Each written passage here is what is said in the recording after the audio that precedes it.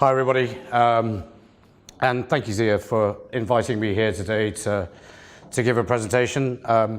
We've got about 15 minutes, I think, for this, so I will do my best to get through it. So this is a bit of a personal journey I wanted to run you through.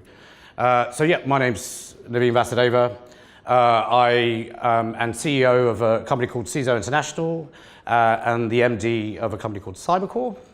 I'm in my 40s, as you can tell by my picture with the great halo around it. I'm from a small town called Yeovil in Somerset. Does anyone know what Yeovil is famous for? No, nothing. It's famous for nothing, yeah? And I am happily divorced.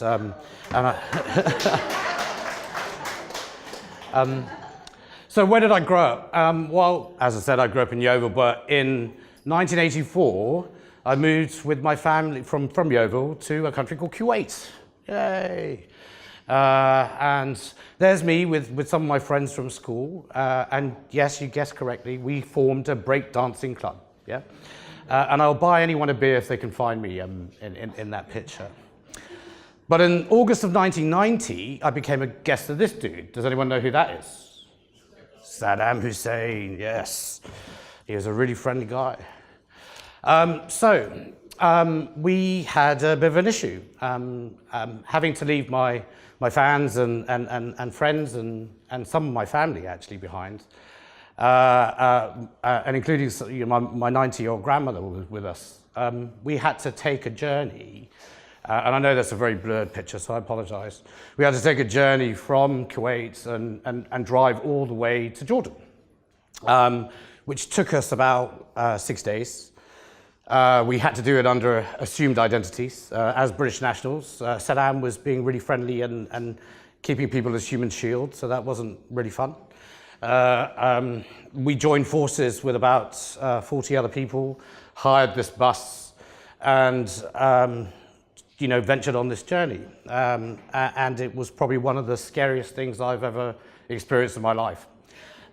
We were stopped pretty much every couple of hours by armed guards, being held at gunpoint, searched, researched, and for God's grace, I don't know how we got all the way to Jordan, but we eventually got to Jordan, and it was horrific. It was a refugee camp with probably about 15,000 people in that refugee camp.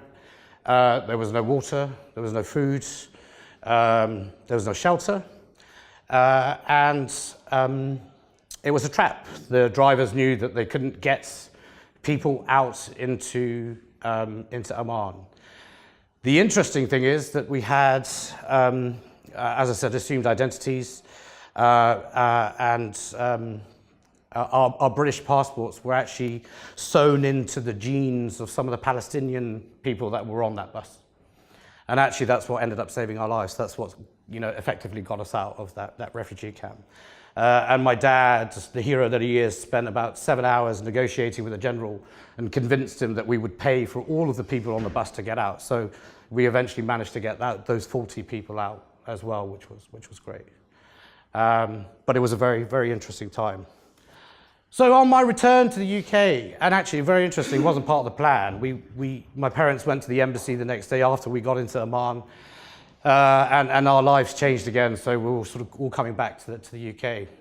Arrived at Gatwick Airport, met that dude on the way, Sir Richard Branson, had a good 40-minute conversation with him about what ice cream I liked and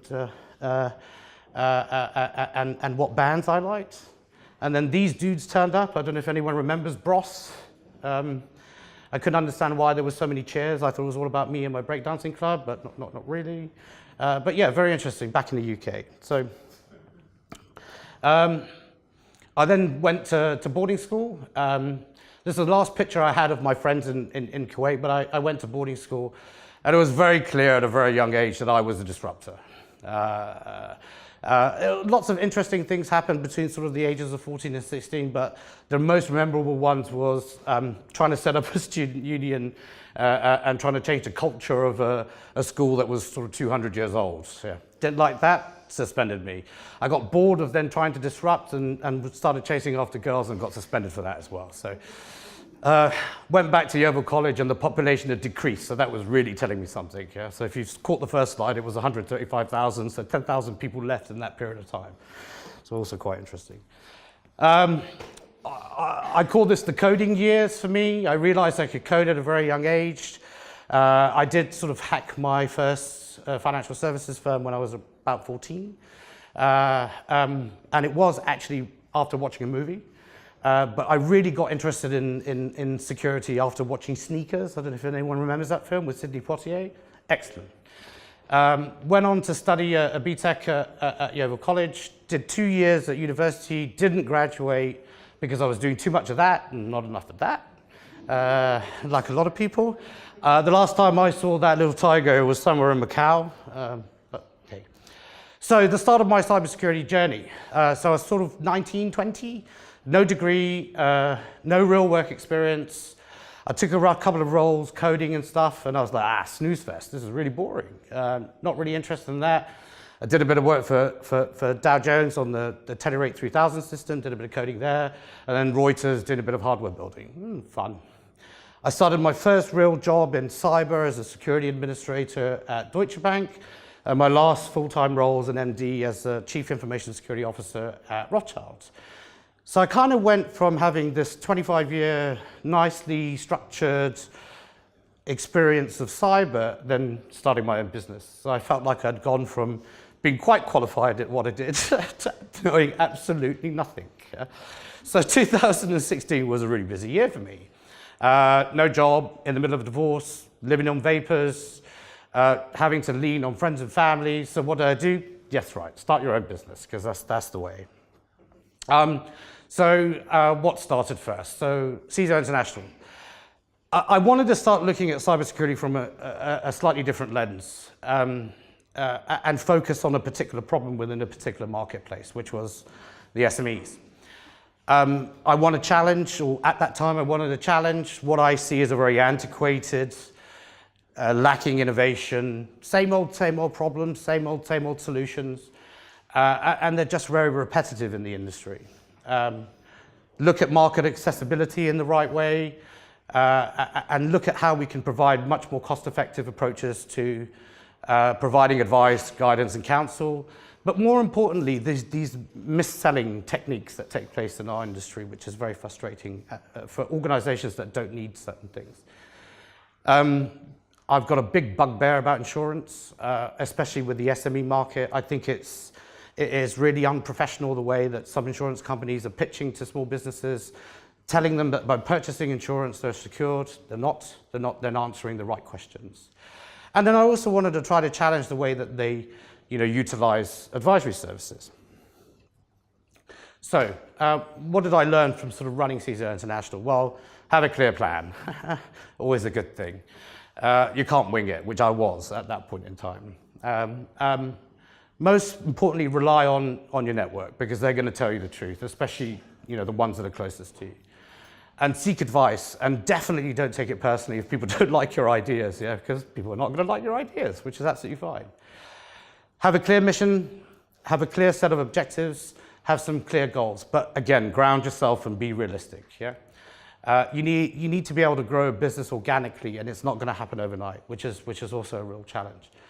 And many of those frustrations, you've got to be able to temper, because it's a long road to success, which is why the definition of success for you is really important. Define it for yourself, right? Doesn't matter what anyone else thinks about success, because people's barometer is very different as well. Get used to people saying no. Oh, God, I heard it so many times, and it's a lot. No, not interested. No, not for us. No. So you've got to invest your time sensibly, practically, pragmatically, because you can't do everything, but never give up, because if you believe in what you're trying to achieve, you believe in disrupting something, then that can really help. I'm quickly running out of time, so determined to make it a success.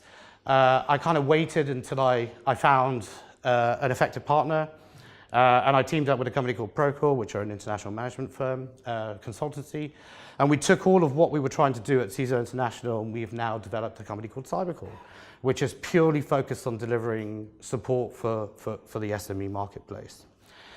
So what does CyberTalks do? Our mission is to constructively disrupt, to challenge the market, provide cost-effective services. We want to change the way we deliver those services in the right way. We want to ensure all businesses get adequate and effective advice. We've got a global vision with local implementation, so actually have a workbench of about 100 plus virtual CISOs that work with us across the world. We have values, and we want to work with people who have similar values, so that's really important. I turn down work because I don't think that some of the companies that want to participate in this process have those values. So I think it's more important than just giving lip service to something. And we give back. So anyone that buys anything from us, we give our time back to charity, which I think is really important. So final few thoughts. I'm profoundly dyslexic, so writing this presentation was really hard. But look, a couple of key points I would sort of take away from me. Get a mentor. If you're doing it, I've got several. It's really important. You're going to fail, so that's okay. Pick yourself up, dust yourself off, give yourself whatever time you need to do it. Something I've definitely learned, don't sign your ideas away without having a lawyer in the room.